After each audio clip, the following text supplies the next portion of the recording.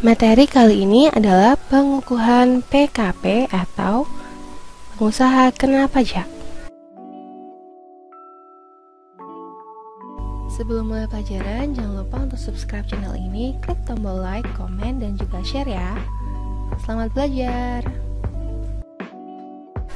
Pada video kali ini kita akan membahas mengenai 1. Termasuk pengusaha kena pajak, 2. Kewajiban pengusaha kena pajak, 3. Pengecualian pengusaha kena pajak, 4. Syarat pengajuan pengusaha kena pajak, 5. Dokumen yang dipersiapkan dalam pendaftaran PKP, dan 6. Penyebab syarat pengajuan PKP ditolak.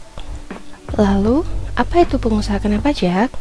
Pengusaha kena pajak adalah badan atau orang pribadi yang dalam kegiatan usaha atau pekerjaannya menghasilkan barang, mengimpor barang, mengekspor barang, melakukan usaha perdagangan, memanfaatkan barang tidak berwujud dari luar daerah pabean, melakukan usaha jasa, atau memanfaatkan jasa dari luar daerah pabean. Lalu, apa keuntungan menjadi seorang PKP atau pengusaha kena pajak? Yang pertama, perusahaan dianggap mempunyai sistem yang baik dan legal di mata hukum. 2. Perusahaan juga akan dinilai taat dan tertib dalam memenuhi kewajiban membayar pajak. 3. Perusahaan dianggap sudah berskala besar sehingga dengan status PKP ini, perusahaan bisa menjalin kerjasama dengan perusahaan besar lainnya. 4. Pola produksi dan juga investasi perusahaan bisa jadi lebih baik karena beban produksi serta investasi BKP atau JKP dibebankan kepada konsumen akhir. Lalu, apa bedanya PKP dengan non-PKP? PKP atau pengusaha kena pajak berhak dan diperbolehkan untuk memungut PPN dan bisa menerbitkan faktur pajak. Sedangkan untuk perusahaan yang non-PKP, perusahaan belum dikukuhkan menjadi PKP tidak diperbolehkan memungut PPN dan tidak bisa menerbitkan faktur pajak. Lalu siapa yang termasuk pengusaha kena pajak? Yang pertama yaitu pabrikan atau produsen. Kedua, importir dan indentor. Yang ketiga, agen utama dan penyalur utama pabrikan atau importir. Keempat, pengusaha yang mempunyai hubungan istimewa dengan pabrikan atau importir. 5. Pemegang hak paten atau merek dagang barang kena pajak. Keenam, pedagang eceran. Ketujuh, pedagang besar, pengusaha yang melakukan penyerahan barang kena pajak atau BKP. Ketika menjadi seorang pengusaha kena pajak atau PKP, ada beberapa kewajiban yang harus dilakukan. Yang pertama yaitu melaporkan usaha untuk dikukuhkan menjadi PKP. Kedua, memungut PPN dan PPNBM yang terutang. Ketiga, membuat faktur pajak atas setiap penyerahan kena pajak. Keempat, membuat nota retur dalam hal terdapat pengembalian BKP. Kelima, melakukan pencatatan dalam pembukuan mengenai kegiatan usahanya. Keenam, menyetor PPN dan PPNBM yang terutang. Dan yang terakhir, menyampaikan surat pemberitahuan SPT masa PPN. Selain yang termasuk PKP, ada beberapa kategori yang merupakan pengecualian pengusaha kena pajak. Yang pertama, pengusaha yang telah dikukuhkan menjadi pengusaha kecil. 2. Pengusaha yang menghasilkan barang yang tidak dikenakan PPN. Yang ketiga, pengusaha di bidang jasa-jasa yang dikecualikan menjadi PKP.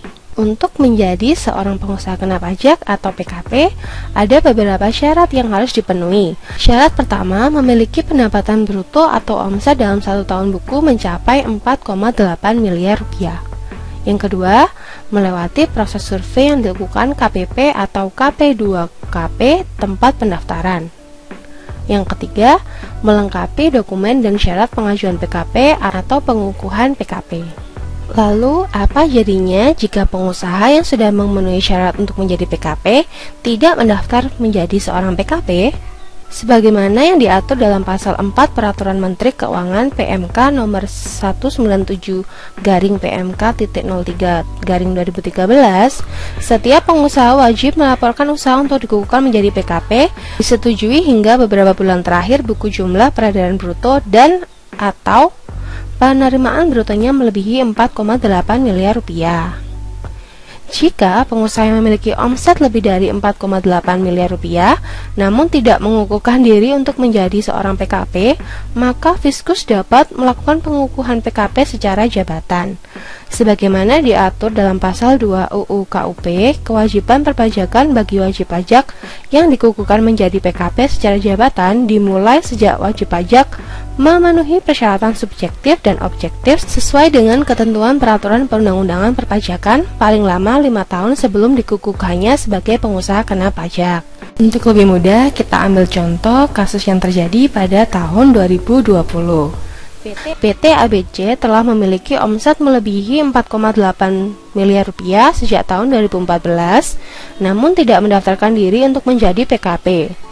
Kemudian Fiskus mengetahui omset PT ABC telah melebihi 4,8 miliar rupiah dari laporan keuangan dalam lampiran SPT yang dilaporkan. Sehingga Fiskus melakukan pemeriksaan pada tahun 2020 dan hasilnya pada 1 September 2020 PT ABC ditetapkan sebagai PKP secara jabatan. Maka PT ABC yang telah menjadi PKP memiliki kewajiban untuk menghitung, menyetor, dan melaporkan PPN yang terutang sejak 5 tahun ke belakang, yaitu mulai 1 Agustus 2015. PT ABC yang telah menjadi PKP wajib membayar PPN yang terutang selama 5 tahun ke belakang yang telah ditetapkan oleh pihak Fiskus. Kewajiban perpajakannya akan ditagih oleh Fiskus atau Direktorat Jenderal Pajak sampai dengan 5 tahun ke belakang sejak seharusnya dia memenuhi syarat untuk memiliki NPWP atau dikukuhkan menjadi PKP ditambah dengan sanksi seperti yang ditetapkan dalam pasal 13 ayat 2 UU KUP, yaitu berupa bunga sebesar 2% per bulan paling lama 24 bulan, dihitung sejak saat terutangnya pajak atau berakhirnya masa pajak bagian tahun pajak atau tahun pajak sampai dengan diterbitkannya SK PKB. Untuk selanjutnya yaitu quiz time. Sebelum video ini berakhir, ayo coba jawab beberapa pertanyaan berikut ini. Jika pertanyaan terlalu cepat, kalian bisa mempause video tersebut dan kemudian baru melanjutkan ke pertanyaan selanjutnya. Sudah siap? Pertanyaan yang pertama, yang termasuk ke dalam PKP adalah importir dan identor. Apa sih bedanya importir dan identor? Coba sekarang jawab di kolom komentar. Jika perlu, kalian bisa mempause di bagian pertanyaan ini. Pertanyaan kedua, apa yang dimaksud dengan PPN dan PPNBM yang terutang? Kalian bisa jawab di kolom komentar yang telah disediakan. Kalian juga bisa mempause di bagian ini. Pertanyaan ketiga, apakah bisa seorang pengusaha yang belum mencapai omset 4,8 miliar mendaftar menjadi PKP? Tulis jawaban kalian di kolom komentar. Kalian juga bisa mempause di bagian ini. Bagaimana? Mudah bukan quiz time kali ini? Jangan lupa sertakan nama dan juga nomor absen kalian di kolom komentar ya.